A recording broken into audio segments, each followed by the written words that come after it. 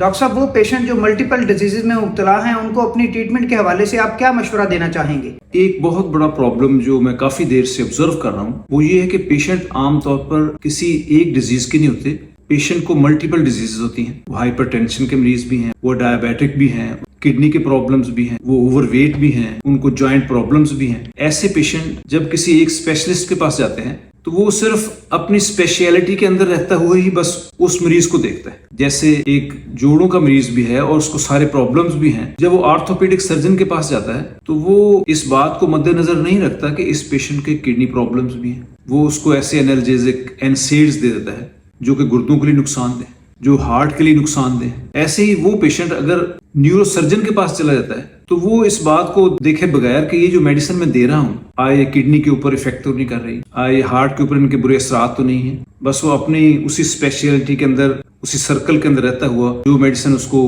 نظر آ رہی ہوتی ہیں بس وہ پرسکرائب کر دیتا ہے. اس کا ایک طریقہ تو یہ تھا جیسے بڑے ہاسپٹلز میں جو پیشنٹ ایڈمٹ ہوتے ہیں، جو ان پر طریقہ کار اپنایا جاتا ہے کہ وہ ایک اسپیشلٹی میں ایڈمٹ ہوتے ہیں، لیکن اگر ان کو پرابلمز ہوتے ہیں تو وہ دوسری اسپیشلٹی والوں کو کال سینڈ کر دیتے ہیں کہ یہ پیشنٹ ہے، آپ اس میں اپنا ویو دیں، آپ اس میں اپنی اوپینین دیں. اب وہ اوپینین کے مطابق پھر وہ میڈیسن کو ایڈجسٹ کرتے ہیں. لیکن پرائیویٹ سیٹ اپ میں ابھی تک ایسا کوئی سسٹم ڈیولپ نہیں ہوا جس میں مختلف اسپیشلٹیز کی آپس میں کوآرڈینیشن ہو. اس میں ایک اور چیز جو بہتری والی ہو سکتی ہے کہ ڈاکٹرز جو ایسے پیشنٹ کو ٹریٹ کر رہے ہوتے ہیں، جو مختلف ٹریٹمنٹ کو لے رہے ہوتے ہیں، اس میں اگر اس بات کو مد نظر رکھ لیں، جیسے کارڈیولوجسٹ ہے،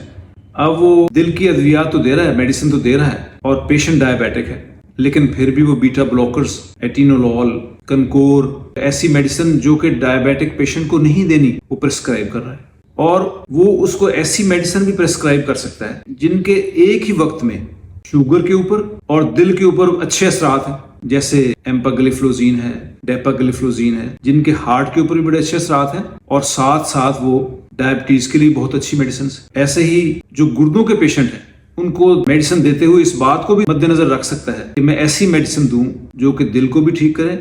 اور اس کے ساتھ ساتھ وہ کڈنیز کے لیے اور گردوں کے لیے بھی فیوریبل. تو یہ ایک بہت بڑا پرابلم ہے. ایسے پیشنٹ جب مجھ سے کنسلٹ کرتے ہیں تو میں ان سارے ڈیزیز کو مد نظر رکھتے ہوئے وہ میڈیسن پرسکرائب کرتا ہوں جو ان تمام امراض کے لیے فیوریبل ہوں اور ان کو مزید خراب نہ کریں. پھر میں اپنی ہرب اورینٹڈ نیچرل میڈیسن کا بھی ایڈیشن کرتا ہوں کہ اگر پیشنٹ ان انگلش میڈیسن سے اس کو ریلیو نہیں مل رہا تو ایسے پیشنٹ کو ان ہربز اور ان نیچرل میڈیسن سے افاقہ ہو جائے، اس کی ڈیزیز بہتر ہو جائے اور پیشنٹ ایک نارمل لائف گزارنا شروع کرتا ہے. کیونکہ اصل مقصد پیشنٹ کی کوالٹی آف لائف کو بہتر کرنا اور امراض سے نجات پانا ہے.